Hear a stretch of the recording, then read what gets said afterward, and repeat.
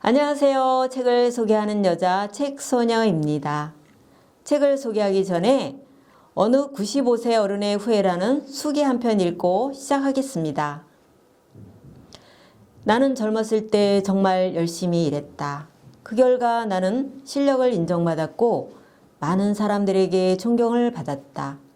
그 덕에 내 나이 65세 때 모든 사람의 축하 속에 당당히 은퇴를 할 수 있었다. 하지만 그런 내가 30년 후인 95살 생일 때 얼마나 후회의 눈물을 흘렸는지 모른다. 내 65년의 생애는 자랑스럽고 떳떳했지만 이후 30년의 삶은 부끄럽고 후회되고 비통한 삶이었다. 나는 퇴직 후 이제 다 살았다. 남은 인생은 그냥 덤이다. 라는 생각으로 그저 고통 없이 아무 생각 없이 지내기만 했다. 더덥고 희망이 없는 삶, 그런 삶을 무려 30년이나 살았다. 30년의 시간은 지금 내 나이 95세로 보면 3분의 1에 해당하는 기나긴 시간이다. 만일 내가 퇴직할 때 앞으로 30년을 더 살 수 있다고 생각했다면 난 정말 그렇게 살지는 않았을 것이다. 그때 나 스스로가 늙었다고 뭔가를 시작하기엔 늦었다고 생각했던 것이 큰 잘못이었다. 나는 지금 95살이지만 정신이 뚜렷하다. 앞으로 10년, 20년을 더 살지 모르기 때문에 이제 나는 하고 싶었던 어학 공부를 시작하려 한다. 그 이유는 단 한 가지. 10년 후 맞이하게 될 105번째 생일날 99살 때 왜 아무것도 시작하지 않았는지 후회하지 않기 위해서이다. 죽는 마지막 순간 후회하지 않으려면 포기하거나 낙담하거나 좌절하기보단 매일 자신이 바라는 일에 도전하고 자신이 가장 행복하게 하는 일들을 하면서 살면 된다. 새로운 도전을 하는 삶은 후회하지 않게 하고 행복으로 가득한 아름다운 내일을 만들어 가게 한다. 이 글을 읽으니 나는 지금 어떻게 살고 있나 하는 생각을 하게 되네요. 실버 여러분들도 이제 뭘 이런 걸 하는 마음이 아니라 이제부터 한번 해보자 하는 마음으로 이 시간을 함께 하시길 바랍니다.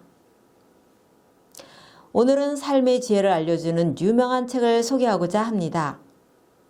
먼저 조선시대의 문신이요 글과 그림에 뛰어났던 강희맹의 훈자오설 중 한 편을 소개하겠습니다. 강희맹의 훈자오설은 자신의 아들을 훈계하기 위해 사랑하는 마음을 담아 지은 5가지 이야기입니다.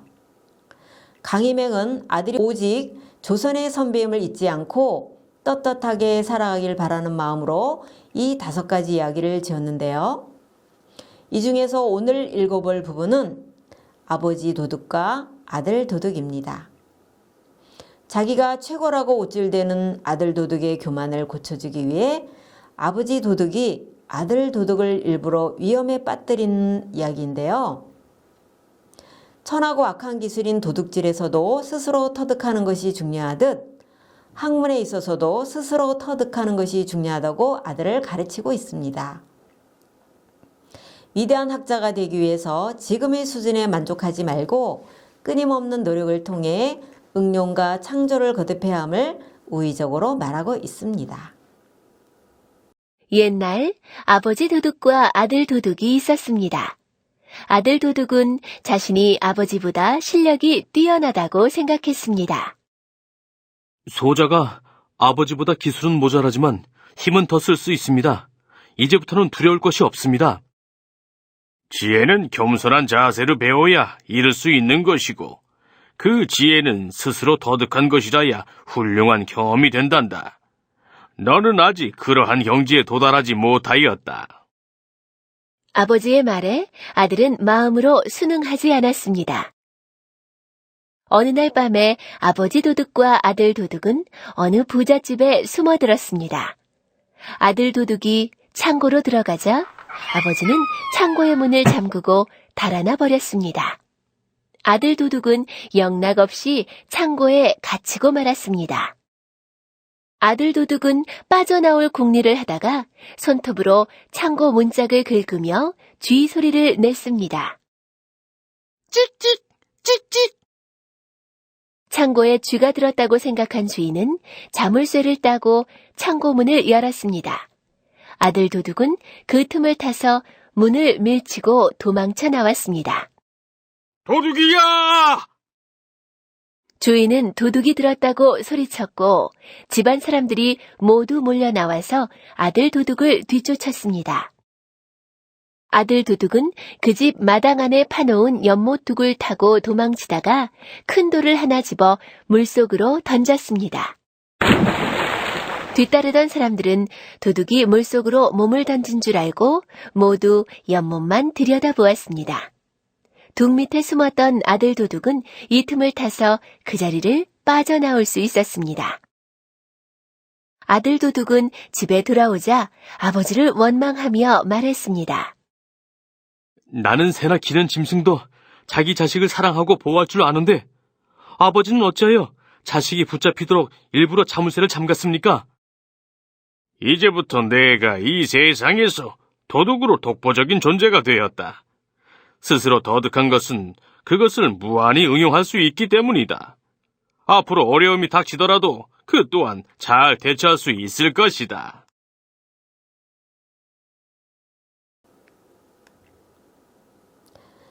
자신이 최고라는 교만에 빠진 아들을 바르게 인도해 최고의 경직에 이르게 하는 아버지의 지혜와 사랑이 돋보이는데요. 방법은 다르지만 자식을 향한 아버지의 마음과 지혜의 중요성은 동서양을 막론하고 동일한 것 같습니다. 또 다른 책 탈무드를 통해 그런 아버지의 마음과 지혜를 만나보겠습니다. 탈무드는 교훈, 교의라는 뜻이 있는데 이 책은 인간 생활의 모든 분야에서 생기는 문제들을 다루고 있으며 천년 동안 입에서 입으로 전해 내려오는 유대인의 지혜서입니다. 그 중에서 아버지의 유산이라는 이야기를 소개하겠습니다.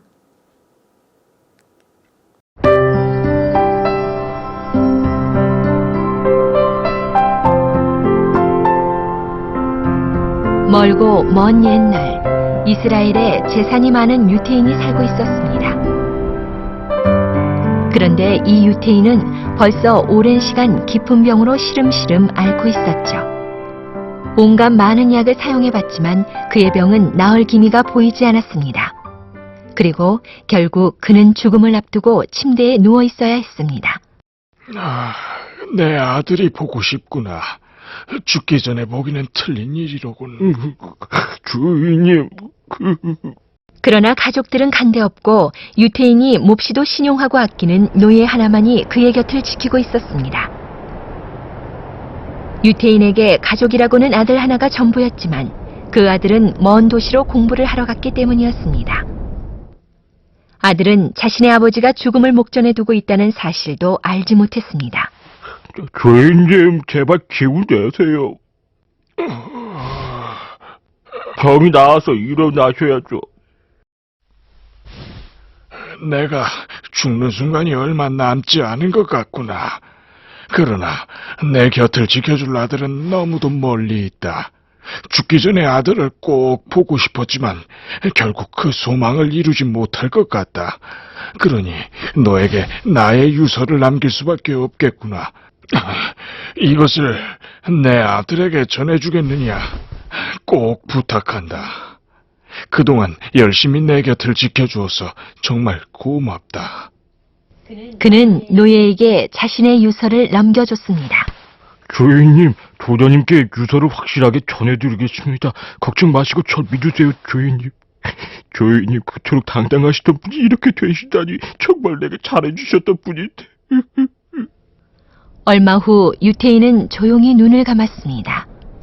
노예는 홀로 주인의 임종을 지켜줬습니다. 어휴, 이제 주인님의 아드님께서 나의 새 주인이 되시겠구나. 노예는 죽은 유태인의 아들과 같은 나이였습니다. 주인을 잘 섬길 줄 아는 그는 분명 나쁜 사람은 아니었습니다.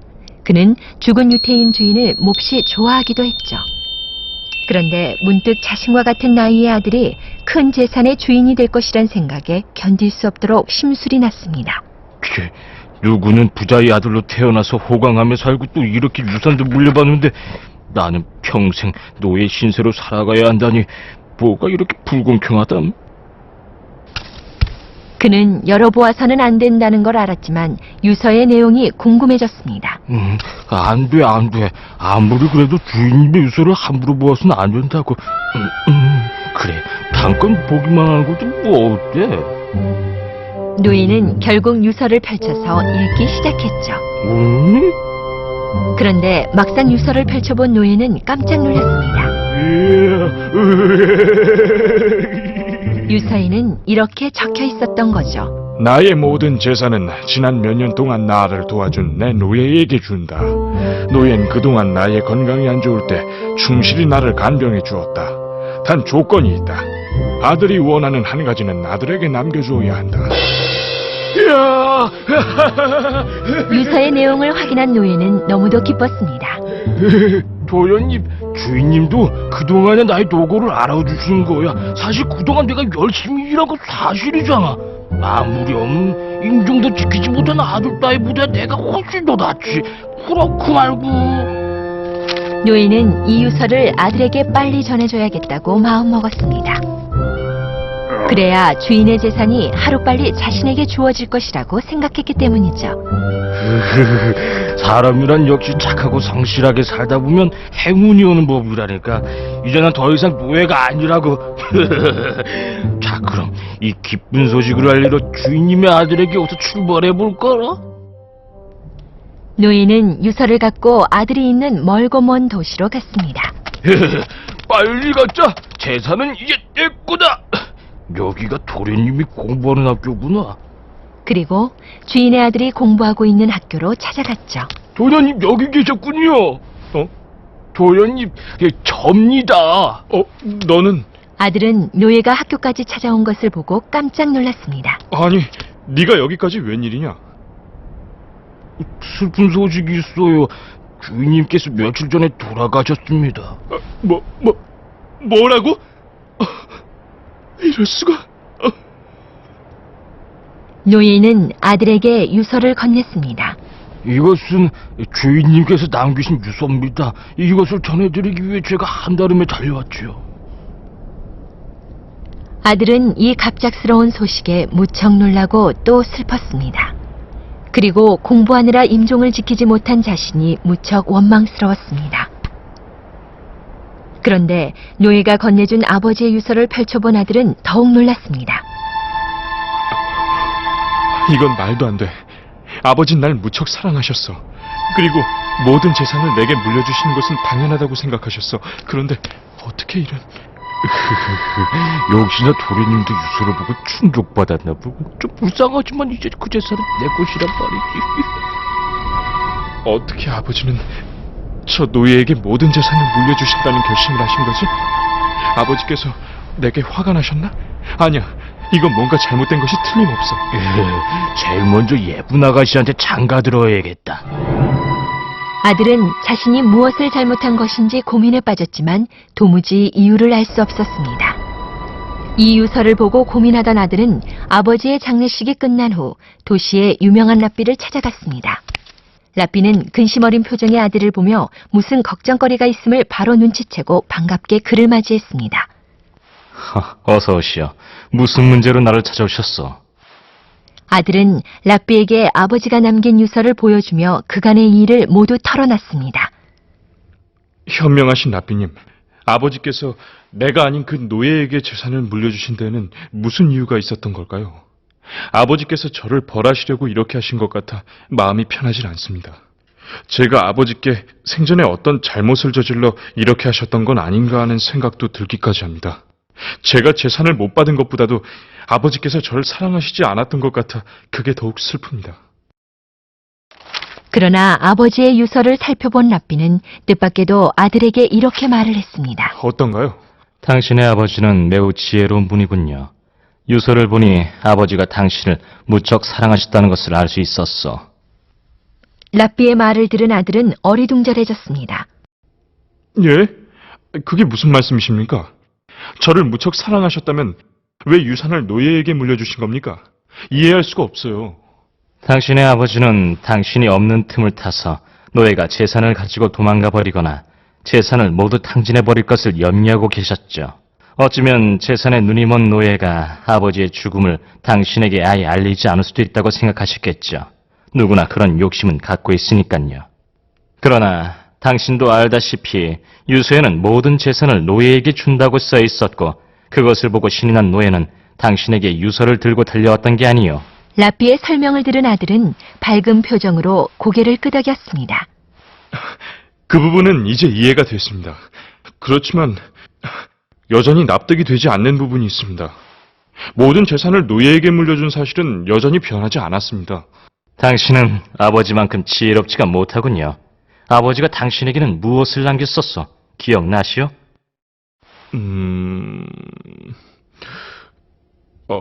유서에 따르면 제가 원하는 한 가지를 가질 수 있다고 했습니다. 바로 그것이요. 당신은 그 한 가지를 무엇으로 선택할 생각입니까? 글쎄요. 전 아버지의 죽음과 이 유서의 내용 때문에 너무 충격을 받았거든요. 그래서 그 부분에 대해서는 미처 생각하지도 못했습니다. 노예의 재산은 모두 주인의 몫이 된다는 사실을 알고 있어? 당신 아버지의 유언으로 노예는 재산의 상속자가 되었어. 하지만 당신이 갖고 싶은 것으로 노예를 선택한다면 노예의 재산은 모두 자연스럽게 당신의 것이 되지 않겠어? 이것이야말로 아버지의 애정과 지혜가 담긴 유서가 아니고 무엇이겠어? 그랬구나. 이제 이해가 되시오? 아버지는 그런 깊은 뜻으로 이런 유서를 쓰셨던 거구나. 아버지, 그런 줄도 모르고 아버지를 원망했습니다. 라삐의 말을 들은 아들은 자신을 생각하는 아버지의 마음에 눈물을 흘렸습니다. 그리고 지난 며칠 동안 아버지를 원망했던 자신이 부끄러워졌습니다.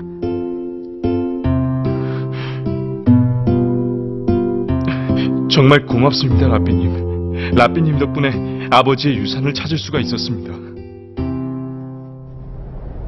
라삐의 집을 나온 아들은 행복한 기분으로 곧바로 자신의 집으로 달려갔습니다. 노예는 벌써부터 주인 행세를 하며 집에서 편하게 누워 있었죠. 아들은 아버지가 남긴 유서에 따라 자신이 갖고 싶은 것으로 그 노예를 선택했습니다. 좋단 말았네. 도련님이 날 선택하실 줄은 정말 몰랐어. 에이, 내 팔자야. 이제 모든 게 제자리로. 아들은 평생 아버지를 잘 모셨던 노예를 자유의 몸으로 풀어줬습니다. 도련님 잘 있어요. 그래, 잘 가라. 그 후 아들은 아버지의 사랑과 지혜를 가슴 깊이 간직하고 평생 좋은 일을 하며 살았다고 합니다.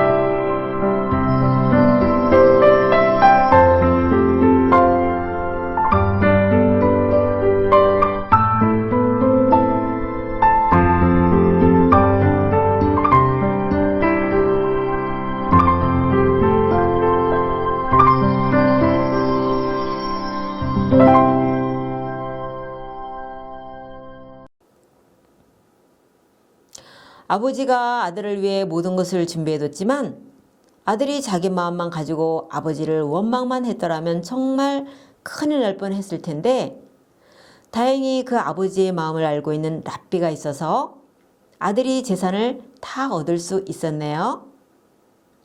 우리가 살면서 문제를 만났을 때 어려워만 하고 절망할 때가 많은데 지혜로운 사람들은 이를 잘 극복해가고 또 내가 어리석어도 지혜로운 스승이 있다면 언제든지 절망이 소망으로 바뀔 수 있다는 생각이 듭니다. 여러분은 어떤 생각이 드셨나요? 다음에 새로운 책으로 만나 뵙겠습니다. 감사합니다. 안녕히 계세요.